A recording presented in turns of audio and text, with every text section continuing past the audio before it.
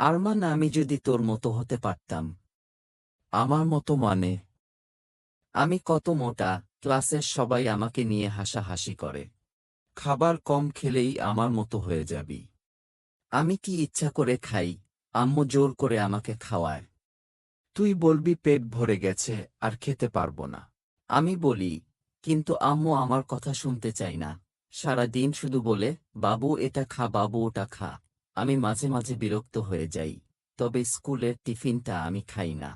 Tiffin কি করিস? ফেলে দেই। আম্মু বলেছে কখনোই খাবার নষ্ট বা অপচয় করা ঠিক না। এটা গুনাহের কাজ। স্কুলে অনেক গরিব খালারা কাজ করে, তুই টিফিনটা তাদের দিয়ে দিতে পারিস। স্কুলে যাওয়ার সময় আম্মু বলে যে টিফিন যেন পুরোটা শেষ করি, কারো সাথে যেন শেয়ার না করি, তাই কাউকে না দিয়ে স্কুলের ডাস্টবিনে ফেলে দেই। তুই কি প্রতিদিন এই কাজ করিস? মাঝে মাঝে খাই, বেশিরভাগ সময় ফেলে দেই। তাহলে তো তুই অনেক খাবার অপচয় করিস। তুই কি জানিস না অপচয়কারী শয়তানের ভাই? তুই আমাকে শয়তানের ভাই বললি? হ্যাঁ, শয়তানের ভাই। আর শয়তানের ভাই তো শয়তানি হয়। আমি শয়তানের ভাই হলে আম্মু শয়তানের বোন। আন্টি কেন শয়তানের বোন হবে? কারণ আম্মুই আমাকে জোর করে বেশি খাবার দেয়, তাই আম্মুই আসল অপচয়কারী।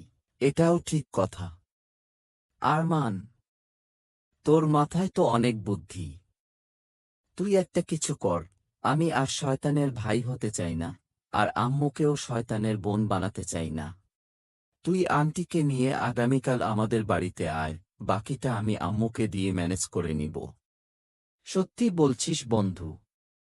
কাজ হবে তো? ইনশাআল্লাহ।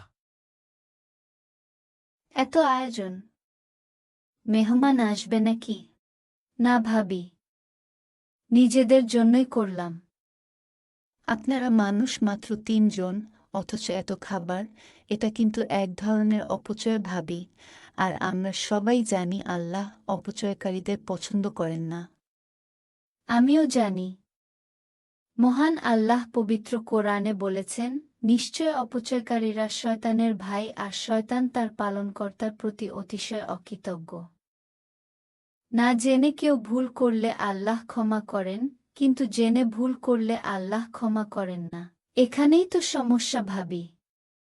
আমরা নিজেরা অনেক কিছুই জানি, কিন্তু মানি না। আমাদের উচিত আগে নিজে মেনে চলা, তারপর অন্যকে বলা, তাই না ভাবি? একদম ঠিক কথা বলেছেন ভাবি। আমি নিজেও অনেক খাবার অপচয় করি। সুহান খেতে না চাইলেও জোর করে খেতে বাধ্য করি। মেহমান এলে লোভ দেখানোর জন্য প্রয়োজনের তুলনায় বেশি খাবারের আয়োজন করি।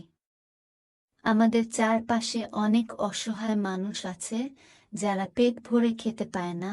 বর্তমান বাজারে জিনিসপত্রের এত দাম যে আমাদের অনেক প্রতিবেশী 1 কেজি মাংসও কিনতে পারে না, আর আমরা এভাবে দিনের পর দিন খাবার অপচয় করে যাচ্ছি। ভাবি, আপনি আমার চোখ খুলে দিয়েছেন। আমি আর কখনোই খাবার অপচয় করব না।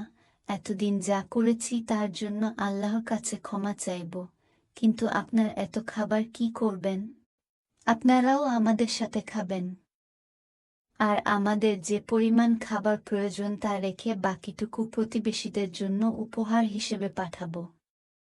খুব সুন্দর আইডিয়া ভাবি। আজ থেকে আমরা কোনো কিছু অপচয় করব না, হোক সেটা খাবার বা অন্য কিছু। সবকিছুতেই পরিমিতিবোধ বজায় রাখবো, তাই না ভাবি? আজ থেকে আমরাও আর শয়তানের ভাই বা বোন হব না, তাই না আরমান? ঠিক তাই। চ্যানেলটি সাবস্ক্রাইব করে আমাদের সাথেই থাকুন।